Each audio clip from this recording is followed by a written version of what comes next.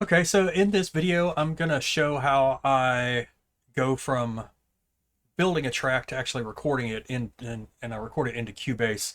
Um, Typically, how I work is more like a live set than it is like actually like just producing something. So I get in here and I just start goofing around, um, adding things, subtracting things, tweaking parameters, things like that, and I come up with something that I like.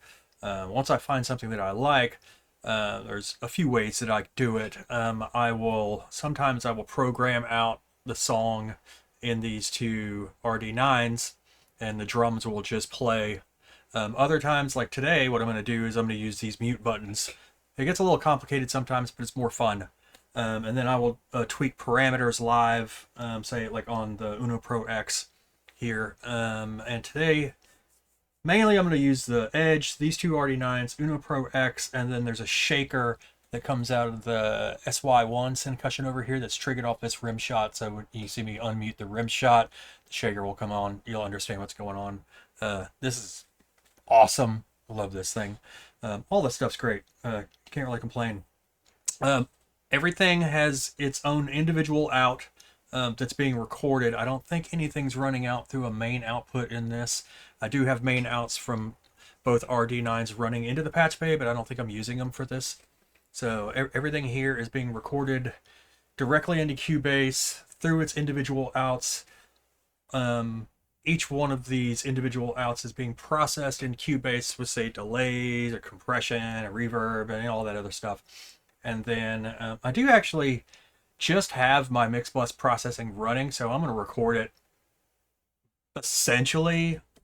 It's not mastered because the level is going to be pretty low, but I do have some mix bus compression on it. It's just because when the track sounds better, it's easier to keep listening to it for a long time, if that makes any sense. But all the individual outs go into the patch bay. Patch bay runs into this UMC 1800, which is 8 in. Then there's an 8 out expansion, which is also another 8. So I got 16 in going in here. I'm going to press record and tweak all the parameters, record it live. If you look at the screen here on Cubase, the way I like to do this is I have this MIDI track here. There's no info in these, just empty MIDI parts. But I break them up and I color them differently because this gives me cues of when I should potentially bring something in, take something out, say like a break, maybe around the 97th bar or the 113th bar, that sort of deal.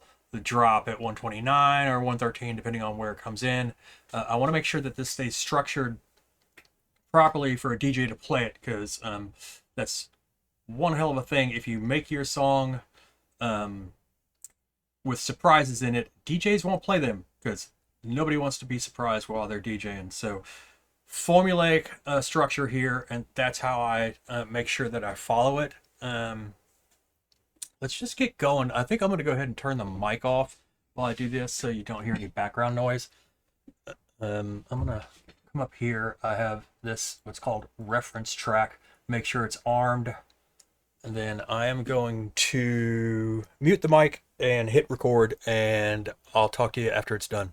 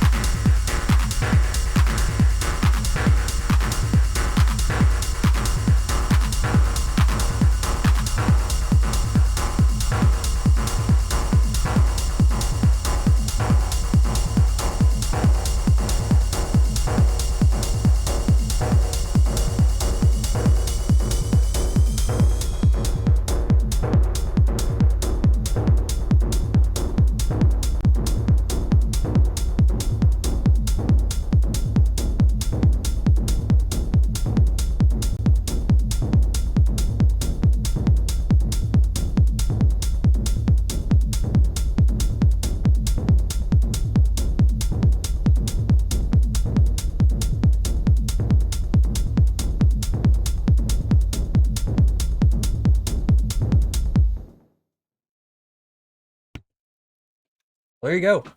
That's it. I think it turned out pretty good. Didn't have any obvious mistakes.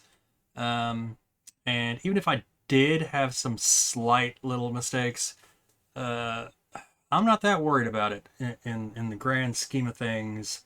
If this track is being mixed or played live, and the ride comes in slightly late or slightly early, I don't really care.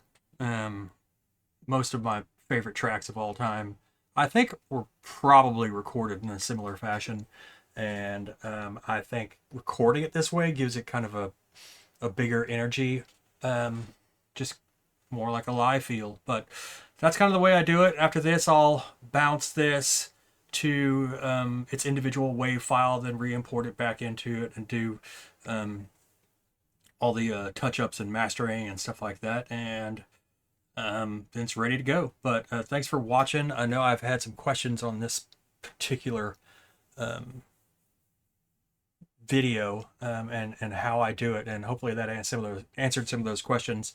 Leave me some comments about anything else you want to know, or some tips that you might want to give me to make this easier for myself. I appreciate it. I'll see you on the next one. Thanks. Bye.